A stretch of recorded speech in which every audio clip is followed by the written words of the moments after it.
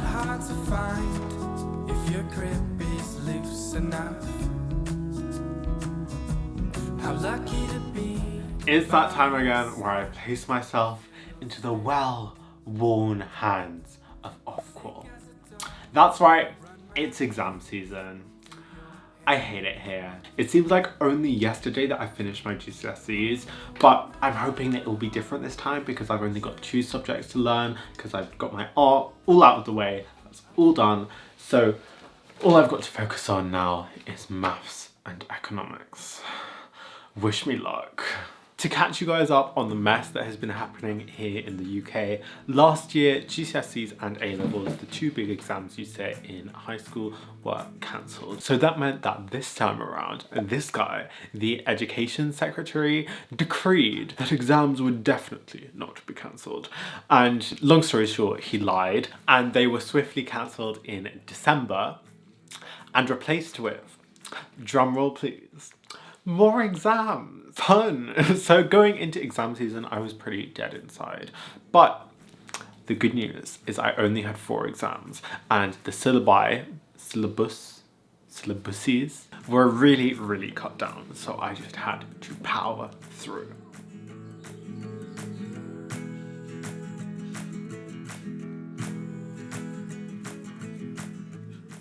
It is T-minus 28 days to my first 2 A-levels. So the first thing I wanted to do was to make a calendar to track my revision. With the philosophy that if I just do a little bit every day, like just 2 hours, then by the time exams roll around, then I will have done over 2 days straight of work.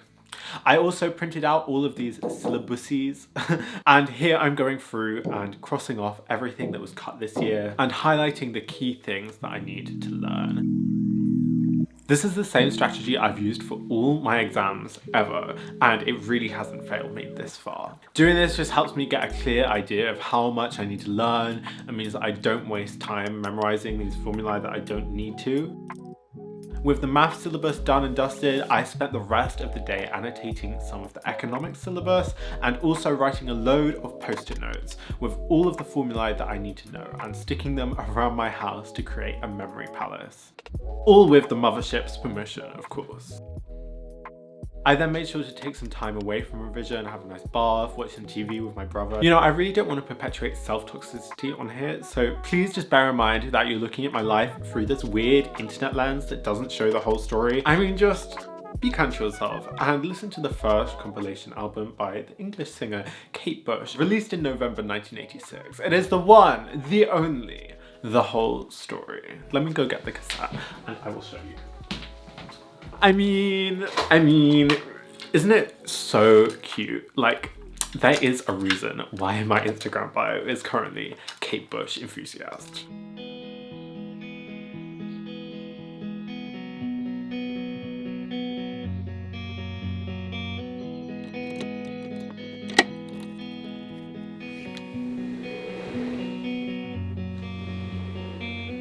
Today I need to make a quizlet of all of my maths terms because I need to learn about 70 formulae. And then after that I printed out my mock paper that I got like 53% in, which was a solid B. Then I'm going to go through the questions that I struggled with and hopefully I will have improved. I've really gone back into using my bullet journal recently. Whenever I've got a deadline to hit or just a load of stuff floating around in my head, it's useful to put it all out there on the paper so I actually feel like I've been productive that day. I used to use Quizlet a lot when I did my French AS level, so it took me some time to reacclimatize myself to using the software, and I definitely think there's some better programs out there, but I was comfortable with this one and it worked well enough, so I just went with it. Press K, sine KO. However, having stared at my screen for half an hour, robotically copying in mind-numbing algebraic formulae, enough was enough. So I returned to annotating the econ syllabus. I was really relieved that there was so much cut from this economics exam, but I knew that the next month or so would be a hard one. I've really fallen behind in online school and have been struggling to get motivated on top of that. So on top of the normal A-level revision, there were loads and loads of large chunks missing from my core knowledge of these subjects that over the next few weeks I would just have to get through and teach myself. The one positive that I was trying to focus on though at this point was that I felt I'd really survived the winter, and this was just the last push, the last hump for me to get over before I could go on my adventure to art school in Rhode Island and spend my time being creative and doing what I love to do. So whenever a particularly challenging mechanics question put me on the verge of tears, I just reminded myself of what I was actually doing these A-levels for. So good that's cut.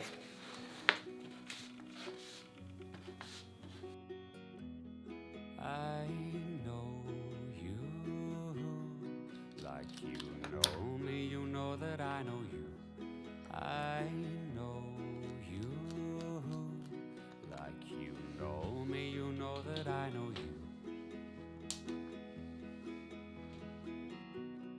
Like you know me, you know that I know you.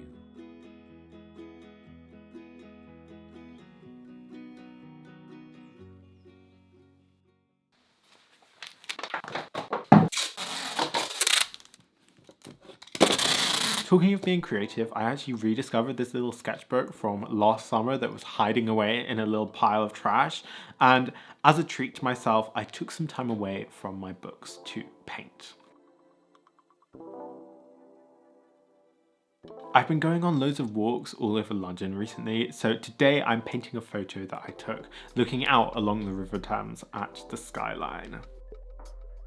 To tell the truth, I was a bit rusty with my watercolors and I wasn't feeling so confident that day, so I didn't really push the envelope of what I can do with this painting. I just stuck to my comfort zone, but there's nothing necessarily bad about that. I mean, in the madness that was this revision period, I'm really glad that I found some time to focus on myself, even if it was just half an hour.